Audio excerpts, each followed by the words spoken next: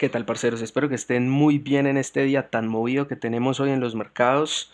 Vamos a analizar en este video el notición del momento, que no es nada más y nada menos que la compra de 1.500 millones de dólares en BTC que ha hecho Tesla y que tiene a Bitcoin haciendo nuevos máximos históricos.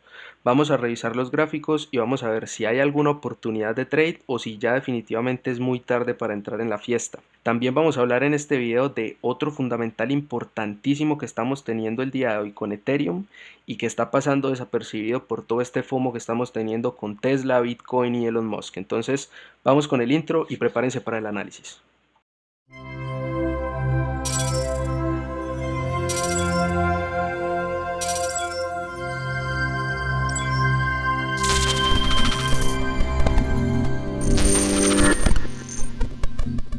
El anuncio claramente ha tenido un impacto en el precio. Bitcoin está más de 10% arriba, Tesla también está en verde, solamente un 1%, pero sigue estando muy cerca de los máximos históricos. En este momento, Tesla y BTC se encuentran en la posición 9 y 10 respectivamente en el ranking por capitalización de todos los activos del planeta. Y ya parece ser solamente cuestión de tiempo como para que ambas lleguen al trillón de dólares.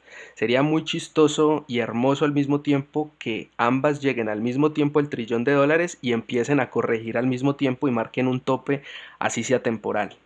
Viendo el gráfico, entonces nos sale la pregunta: ¿es posible que este catalizador sea el inicio de un movimiento que nos lleve más arriba, posiblemente a 50, 60 mil dólares? La respuesta es sí. Ahora otra pregunta: ¿deberíamos entonces comprar por este catalizador que tenemos de Tesla comprando BTC? Rotundamente no. Para mí, y es mi opinión personal, este tipo de catalizadores deberían servir como confirmaciones y no como razones principales de entrada a un trade, y mucho menos para una inversión a largo plazo. Es posible que este rompimiento y el catalizador sean una confirmación ya para cada estrategia que tenga cada uno en el corto plazo o para sus posiciones de largo plazo. Personalmente, mi grupo privado y yo tenemos una estrategia diferente para las posiciones de mediano a largo plazo, lo que se considera swing, y tenemos otra estrategia diferente para los trades de corto plazo que van con apalancamiento y que tienen una gestión de riesgo y de capital específica. Cada una de las estrategias se maneja en una cuenta diferente con el capital diferente. Es, en mi opinión, lo más cómodo y lo que permite sacarle el mayor provecho al mercado, no estar entrando y saliendo con la posición de largo plazo, con lo que nos dicen gráficos de 1 hora o 4 horas. Para mí eso es un error. Si quieren, en otro video más adelante hablamos de mi metodología de corto plazo y de mediano plazo. En el corto plazo, personalmente, con mi comunidad sí estamos buscando longs por este rompimiento. El catalizador ha sido solamente como una confirmación a un escenario que nosotros habíamos planteado. Sabíamos que si el mercado hacía un nuevo máximo histórico, al bajar a retestear el máximo anterior en 42.000, íbamos a buscar un patrón de compra. Si no hay un patrón de compra, no entramos en long y esperamos a ver el siguiente soporte, que ya viene estando por 40.000, 40.100, donde también necesitamos un patrón de compra para poder entrar en long. Si en ninguno de estos dos soportes se da un patrón de compra concreto, nosotros no entramos, y pues si ya el precio rebota y sigue subiendo, pues como no nos dio patrón de entrada, pues nosotros dejamos ir el precio y pues bajo ninguna circunstancia lo vamos a perseguir. Por debajo de los 40.000 tenemos un soporte en 38.000 dólares, que igual sirve para buscar patrones de compra, pero sí hay que tener en cuenta que en este punto ya se habría anulado prácticamente todo el efecto del catalizador, del anuncio concreto que está sirviendo como confirmación. Entonces, si se da una oportunidad de compra no en los 40 ni en los 42, sino en los 38, pues es una oportunidad de compra que va a tener una gestión más conservadora, y en caso de estar llegando a la resistencia vamos a buscar algún tipo de protección o algún tipo de cobertura incluso. Entonces, eso en cuanto a la estrategia de corto plazo y para los trades que se hagan con la cuenta de corto plazo. Para la posición de largo plazo o para la posición swing que uno maneja con el gráfico diario y con el gráfico semanal principalmente, o también con el gráfico mensual cuando da algo muy claro, la oportunidad de compra fue hace algunas semanas. La oportunidad de compra, al menos para mí y para mi comunidad, fue en los $32.000 aproximadamente el 11 de enero y el 21 de enero aproximadamente por $30.000. ¿Cómo se nos dieron a nosotros esos objetivos o esos puntos de compra? No sé si ustedes recuerden, y si no lo recuerdan, pues los invito a que vayan simplemente por curiosidad y le den un repaso al último video que yo subí el año pasado. En ese video todavía no habíamos roto los máximos históricos anteriores, pero analizamos cómo se desarrollaba la tendencia alcista históricamente en BTC. Y nosotros vimos que las tendencias alcistas en BTC siempre tenían correcciones de entre el 20 y el 40%. Y nosotros la podíamos ver después de que Bitcoin marcó un nuevo máximo histórico por encima del 2013, tuvo un rally impresionante y después tuvo varias correcciones que fueron entre el 20 y el 40%, 38%, tuvo otra del 40%, la otra fue el 30% y así sucesivamente. Entonces, en ese momento nosotros vimos que las tendencias alcistas de Bitcoin tenían al menos 3 o 4 de ese tipo de retrocesos y que por eso había que aprovechar esos retrocesos. Por esa razón, desde que el mercado marcó un tope en $42.000, nosotros inmediatamente pusimos órdenes de compra al 20%, al 30% de caída y al 40% de caída. Y eso lo veníamos haciendo desde que Bitcoin rompió los $20.000. Cuando marcó un posible tope el 27 de diciembre en 28.000 y pedazo, nosotros ya teníamos al 20, 30 y 40% órdenes. Y cada que iba marcando un nuevo máximo, nosotros simplemente íbamos ajustando y ajustando esas órdenes. El máximo que marcó el 3 de enero tuvo una corrección del 20% exactamente. Aquí nos dio una oportunidad de compra que se pudo haber mantenido y cobrado hasta los 42. La idea con estas compras es aguantarlas lo más que se puedan. Así entonces, cuando llegamos a los 42, se fueron ajustando las órdenes de compra, quedó una aproximadamente por 33.000 que en ese momento con el grupo decidió partirse y comprar una parte al 20% de caída y una parte en la media de 20 periodos diaria. Eso nos dio en ese momento un precio de compra promedio de $32.000. Y aquí solamente estábamos utilizando una fracción del efectivo disponible que teníamos en la cuenta. Todavía estaba esperando una orden al 30% de caída y otra orden al 40% de caída.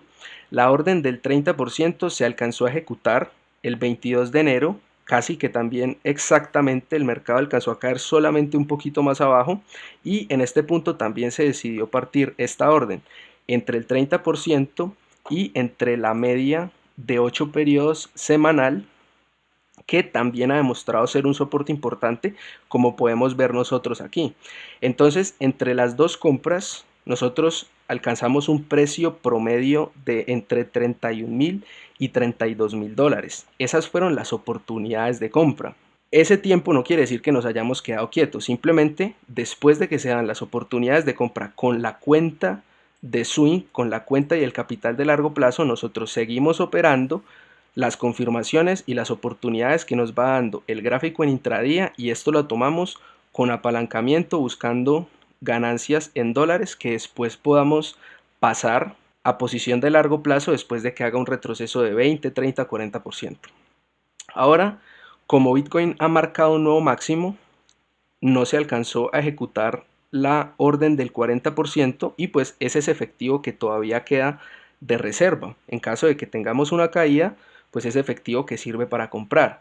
Como ya marcamos un nuevo máximo, ya entran otra vez estas órdenes al 20, 30 y 40% y nosotros las iremos ajustando a medida que el precio vaya subiendo.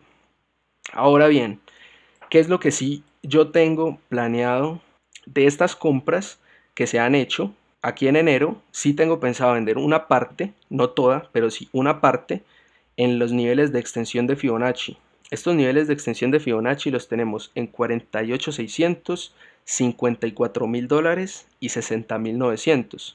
Voy a dejar órdenes de venta en cada uno de esos puntos, pero esas órdenes de venta son menos de la mitad de lo que alcancé a comprar en este punto. Y no tocó nada de la posición de Bitcoin que había comprado antes de diciembre. Para mí, eso que compré por debajo de 20.000 dólares es intocable. No tengo razón alguna para venderlo. Ni siquiera con el peor escenario posible que yo veo de corrección me da para que se me caiga de mi precio de compra. Entonces yo estoy dispuesto a aguantarlo y solamente vender cuando ya sea evidente que cambiamos la tendencia. Y yo veo ese escenario todavía bastante alejado. Creo que esta subida puede marcar un tope, que podemos seguir cayendo 20, 30, 40 o incluso 50%, pero aún así la tendencia creo que acaba de empezar. Esta sería la primer caída del 40% y lo que analizamos en el video anterior es que la tendencia completa como tal tenía al menos unas 2 y hasta 4 de esas correcciones. Entonces todavía hay camino para seguir subiendo, pero uno tiene que tener una estrategia para poder aprovecharla correctamente. Con el resto de la posición, ¿qué no voy a vender? ¿Qué voy a hacer? Tampoco pretendo quedarme con los brazos cruzados y comerme toda una corrección del 30-40%. La quisiera aprovechar de alguna manera. Con opciones tengo una estrategia para hacerlo que les voy a comentar en un futuro, pero también voy a utilizar los futuros y voy a shortear una parte de lo que quedará sin vender. Y aquí lo principal es eso, que es solamente una parte. Eso me garantiza que yo tengo un delta positivo. ¿Qué quiere decir eso? Que si el precio sigue subiendo, yo voy a seguir ganando. Mi apuesta sigue siendo alcista a largo plazo. Lo que voy a intentar con ese corto va a ser simplemente protegerme a una de estas correcciones de entre el 20 y el 40% que suele tener la tendencia alcista en Bitcoin. ¿Dónde voy a empezar a abrir yo ese corto? A empezarlo a abrir. Lo voy a dejar partido en algunas órdenes y recordando que en ningún momento voy a vender, a shortear más del 60% de lo que voy a quedar holdeando. Voy a empezar en los 50.000 dólares. ¿Y por qué en los 50.000 dólares? Ahí tengo una confluencia importante de Fibonacci primero, porque en ese punto se puede ver que hay un 1.618 de extensión de toda esta corrección que nosotros tuvimos en enero. Es decir, la caída de 42.000 a 28.000 o a 29.000, un 1.618 que es un ratio de oro de Fibonacci nos da en 50.000.45 dólares. Entonces en ese punto yo lo voy a tener ahí. De pronto, si el funding está muy alto, si se me da una oportunidad de compra acá y la tomo con futuros y con apalancamiento y llegamos a este punto y el funding está muy alto, aquí voy a tomar ganancias o aquí voy a abrir un corto del mismo tamaño del largo para simplemente congelar las ganancias y no arriesgarme a que el funding me empiece a quitar ganancias. Para los que no están familiarizados con los futuros y el funding, déjenme en los comentarios para poder hacer un video y explicarlo en el futuro. ¿Y qué más pasa en los 50.000 dólares? Aquí vuelve otra vez el análisis histórico de la tendencia. Nosotros vemos que hay un patrón en las subidas de BTC, no solamente en las correcciones. Ya vimos que las correcciones suelen ser entre el 20 y el 40% y suelen terminar en la media de 20 periodos o en la media de 8 periodos. Semanales. ¿Qué es lo interesante? Si nosotros vemos la subida anterior, vemos que cuando el precio rompió el máximo histórico de 2013, tuvo un rally de 156 o de 155% aproximadamente y después tuvo su primera corrección a la media de 20 periodos. Esta extensión de 150 periodos es la que es repetitiva, no exactamente el 150, pero sí suele tener extensiones entre el 150 y el 200%. Vemos que la subida que le siguió fue del 170% y después cayó el 40%, después subió un 160% y cayó el 30%, y después sí tuvo una última subida de más del 200%. Pero entonces, siguiendo ese patrón, nosotros proyectamos lo mínimo, que es un 150%. Ese 150% desde el máximo de $20.000 del 2017 me da por $50.000. 50.200, 50.500 o bueno, entre 50 y $51.000. Entonces es un punto que también por un fractal y que también por Fibonacci me dice que podría haber alguna interacción. Por eso aquí voy a empezar y voy a poner mi primera orden de corto para cubrir el resto de la posición y es menos, mucho menos de la mitad del resto de mis holdings. Es decir, que si Bitcoin sube de 50 a 60, yo igual voy a estar ganando. No voy a ganar lo mismo, pero igual voy a estar ganando. En ningún momento le voy a apostar en contra del precio y si hay una caída, pues lo que voy a tratar de hacer es aprovecharla porque creo que la tendencia alcista todavía tiene bastante recorrido. Voy a poner simplemente las órdenes de compra como mi estrategia lo dice y dejar una porción considerable para comprar cerca a la media de 20 periodos, no importa dónde esté. Si es la semana siguiente va a estar por 25.000 y si es en 2 semanas ya va a estar por 28.000. Es interesante también ver que desde esos $50.000 una corrección del 40% alcanzaría a la media de 20 periodos en alguna semana antes del 15 de marzo o aproximadamente para la primera o segunda semana de marzo sería una caída del 40% en la media de 20 periodos desde 50.000. ¿Qué más pasa en los $50.000? Bitcoin queda muy cerca del trillón de dólares de capitalización. Entonces es un punto que también psicológicamente por la capitalización pueda ser relevante y pueda marcar un tope temporal, llevarnos simplemente a una de estas correcciones normales que suele tener Bitcoin dentro de la tendencia. Ese es entonces el análisis que quería compartir respecto a BTC. ¿Qué era lo otro de lo que quería hablar? ¿O cuál es el otro fundamental importante que teníamos nosotros en el mercado? Es el lanzamiento de los futuros de Ethereum en CME. Han sido lanzados hoy, es un fundamental importante, pero como les digo, está siendo tal vez opacado por el FOMO de la compra de Bitcoin de Tesla. Esta subida de los futuros, aquí cualquiera puede hacer una interpretación, es una entrada a especuladores institucionales que el único precedente que tenemos nosotros no es bueno. El lanzamiento de los futuros en BTC fue el 17 de diciembre del 2017, si no estoy mal, y fue un día después de que Bitcoin marcara un tope.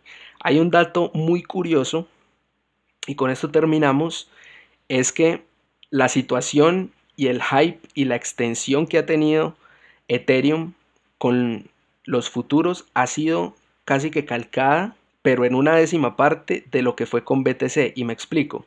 Cuando el CME anunció los futuros de Bitcoin en octubre del 2017, Bitcoin estaba aproximadamente en $6.400. Cuando lanzaron los futuros, que fue cuando marcó el máximo, estaba en 1.900 y pedazo dólares por BTC. ¿Qué es lo curioso? Lo curioso es que los futuros de Ether fueron anunciados el 16 de diciembre del 2020.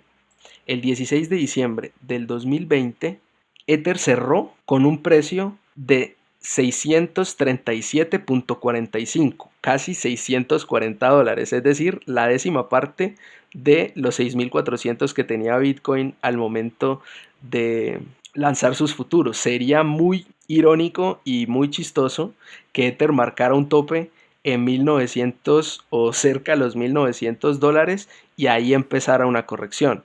Aquí esto simplemente es un dato curioso, me pareció chistoso que el hype de los futuros de Bitcoin empezara en 6.400 y que el hype de los futuros de Ether empezara en 640 y que el movimiento en el precio haya sido casi que calcado. Aquí sí tengo que decir, me parece que la situación en este momento es muy diferente, la tendencia de Bitcoin claramente impacta y si yo creo que Bitcoin va a tener una tendencia alcista todavía más larga, pues Ether también creo yo que se va a beneficiar de esa tendencia alcista más larga.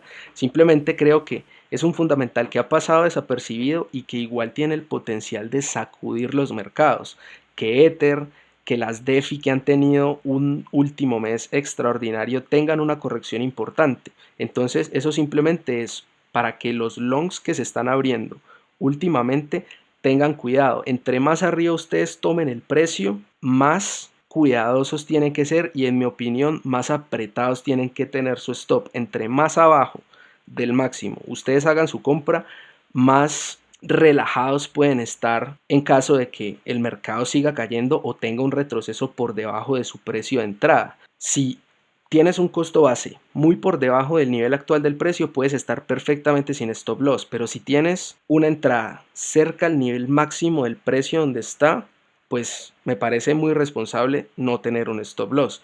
Entonces tengan mucho cuidado en eso con Ether. Voy a dejar el análisis hasta ahí. En un siguiente video hacemos el análisis más detallado de Ether, de dónde creo que estamos en la tendencia, dónde creo que son buenas zonas de compra y a dónde creo que tiene potencial de llegar a futuro. Entonces déjenme en los comentarios si les gustó el video. No se les olvide ayudarme a reventar ese dedito arriba, a compartir este video para que esta información pueda llegarle a más personas y estén pendientes para el próximo video. Nos vemos entonces, que estén muy bien.